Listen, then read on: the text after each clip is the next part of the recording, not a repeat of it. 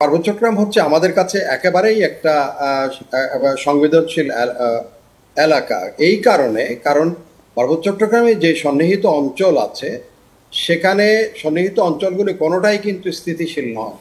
বিশেষ করে আপনি যখন মিজোরামের দিকে দেখবেন বা তার আগে মণিপুরের দিকে আরেকটু আগে বাড়াবেন, এবং আমাদের দক্ষিণে যে সন্নিহিত আরেক অঞ্চল আপনার রাখাইন স্টেট, সবখানেই কিন্তু এক ধরনের ভোলাটাইলিটি চলছে, এবং সেটা নানা ধরনের স্টেক হোল্ডাররা সেখানে তাদের যার যার মতো করে কাজ করে যাচ্ছে। তো এখানে পার্বত্য চট্টগ্রামে যে বিষয়টা হয়েছে, এই ঘটনাটা যেটা আমরা এই আলোচনায় বলছি যে অষ্টম শ্রেণীর ছাত্রী, তাকে সে দর্শনের শিকার হয়েছে, বাট সেটা বিচার তার মুখোমুখি হওয়ার আগেই পার্বত্য চট্টগ্রামকে ভোলাটালিটির মধ্যে টেনে আনা, পার্বত্য চট্টগ্রাম অশান্ত করে তোলার মধ্যে আমি একটা জিনিসই সেটা লক্ষ্য করে দেখছি, সেটা হচ্ছে দুটা জনগোষ্ঠী অর্থাৎ পাহাড়ি এবং বাঙালি, এটা একবারে স্পষ্টভাবে দুটা বিভক্তি রেখার মধ্যে তারা দাঁড়িয়ে আছে, অবস্থান করছে। যে কোনো একটা তুচ্ছ ঘটনাকে নিয়ে গত বছরও হয়েছে একই ধরনের ঘটনা, এই বছরও তুচ্ছ একটা ঘটনাকে, এই যে ধর্ষণের ঘটনা, এটা বিচারের আপনি ধর্ষণের ঘটনাকে একটা তুচ্ছ ঘটনা না আমি বলতে চান? আমি তুচ্ছ ঘটনা ওই সেন্সে বলছি না। এখানে দুইটা সম্প্রদায়ের এই ঘটনাটাকে একটা তুচ্ছ ঘটনা হিসেবে আসলে বলা যায় যে একটা তুচ্ছ ঘটনা? না, আমি কথাটাকে বলছি ওই জন্য, এই ঘটনাটা প্রমাণ হওয়ার আগেই সেটা প্রমাণ করার জন্য সময়টুকু যেটুকু, সেটা অবশ্যই সেখানে কর্তৃপক্ষ যদি সেটা অবহেলা, অতীতের কথা বলছেন খুশিয়াপা বলছেন, মাইকেল কথা বলছেন, অতীতের আমরা বলছি অতীতে হয়তো সে ঠিকমতো বিচার পায়নি, কিন্তু সেই বিচার না পাওয়ার যে সংস্কৃতি, সেটার থেকে উত্তরণের জন্য আমাদের যে রাজনৈতিক যে নেতৃত্ব, এটা তাদের দায়িত্ব, আমাদের সামাজিক দায়িত্ব এখানে আছে, সাংস্কৃতিক দায়িত্ব এখানে আছে। আমরা কিন্তু সেটা কোনোটাতেই পালন করি নাই, প্রত্যেকটাতেই ব্যর্থ হয়ে গিয়েছি।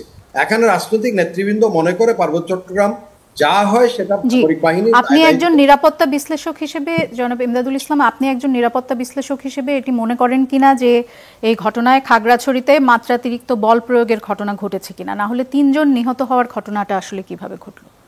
সেটা আমি বলছি, মাত্রাতিরিক্ত বল প্রয়োগ তখনই বলবেন আপনি যখন দেখবেন আপনি কি সেখানে অতিরিক্ত বল প্রয়োগের ঘটনা ঘটবে তখনই যখন আপনি দেখেন একটা ইউনিফর্ম, আপনি যখন একটা আইন শৃঙ্খলা সামরিক বাহিনী, তার উপর যখন আপনি চড়াও হবেন। আমি সরাসরি দেখেছি, আমি কোনো পক্ষের কথা বলছি না এখানে। তার উপর ইটপাটকেল মারা হচ্ছে, তার উপর যখন আক্রমণে হাত তুলে, আমি দেখছি ড্রাইভার কিন্তু 2 হাত তুলে আছে, কিন্তু তাকে ছাড়া হচ্ছে না, তাকে মারা হচ্ছে। তখন একটা স্টেজে বারবার যখন আকুতি মিনতি করা হচ্ছে, তার মধ্যে তখন এরাও তো আহত হয়েছে 10-12 জন, এবং গোলাগুলির যে ঘটনাটা, এটা মাত্রা অতিরিক্ত সেলফ ডিফেন্স বলে একটা কথা আছে। আপনি সেলফ ডিফেন্সে যখন যাবেন তখন সেখানে কে গুলি করেছে সেই কথাটাও এখনো পর্যন্ত, যেমন পাহাড়ের দিক থেকেও অনেকটা গুলি আজকেও দেখলাম আমি খাগড়াছড়িতে। আপনি এই যে ব্যাংক সিটি, এটা সিটি ব্যাংকের সামনে থেকে, অথবা আইএফএসসি ব্যাংকের সামনে থেকে, আমি একেবারে এটা ভিডিও ক্লিপটা আমার কাছে আছে, আমি পেয়েছি সেখান থেকে, আইএফএসসি ব্যাংকের সামনে থেকে গুলি করা হচ্ছে, এবং সেটা কিন্তু সেনাবাহিনী কোনো লোক নয়। এখন সেগুলি প্রমাণ সাপেক্ষ। এটা হচ্ছে তখনই যদি যেহেতু আমাকে নিরাপত্তা, আপনার মনে হচ্ছে যে এখানে বাইরের শক্তি এই গোলাগুলির ঘটনায় বা এই যে 3 জন নিহত হয়েছেন, এটার সাথে সামরিক বাহিনী নয় বরং বাইরের শক্তি যুক্ত থাকতে পারে, এই ধরনের একটি সম্ভাবনা আপনি দেখতে পাচ্ছেন?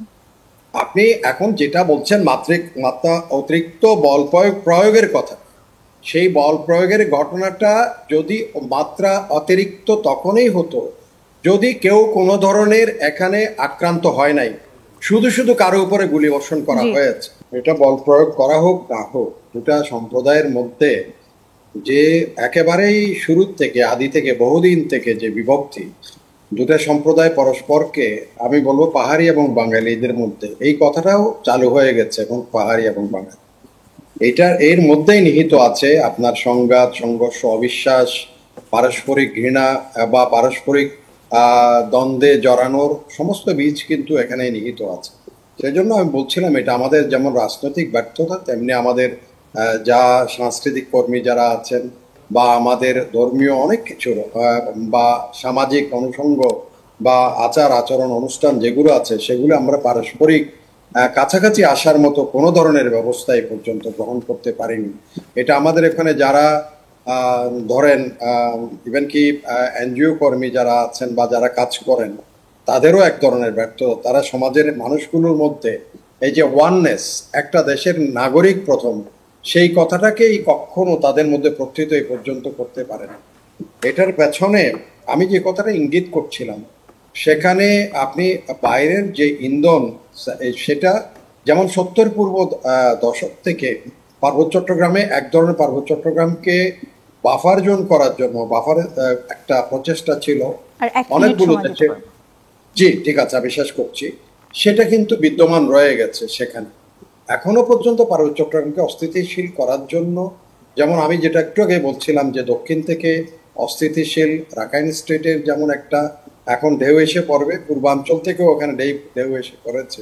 এবং সবকিছু আমাদের যারা নীতি নির্ধারক, নীতি কৌশল প্রণেতা আছেন, তারা হুট করে যদি একটা বিবৃতি বক্তব্য না দিয়ে, বাট এটা কিসের জন্য এই জিনিসটা হচ্ছে, কেন হচ্ছে, তার গভীরে না গিয়ে উপর থেকে শুধুমাত্র বক্তব্য বিবৃতি দিলে ভবিষ্যতে আরো বড় ধরনের সংঘাত সংঘর্ষ এই পার্বত্য অঞ্চল ঘিরে গড়ে উঠতে পারে। সেজন্য আমরা এখন যেটা বলছি, এটা আমরা উপর দিকের কথাটা বলছি। জনাব ইমদাদুল ভিতরের ইসলাম, আপনার কি মনে হয় যে এই জি। প্রাণহানির ঘটনাটা এড়ানো যেত? যদি একটু ছোট করে আমাকে উত্তর দেন।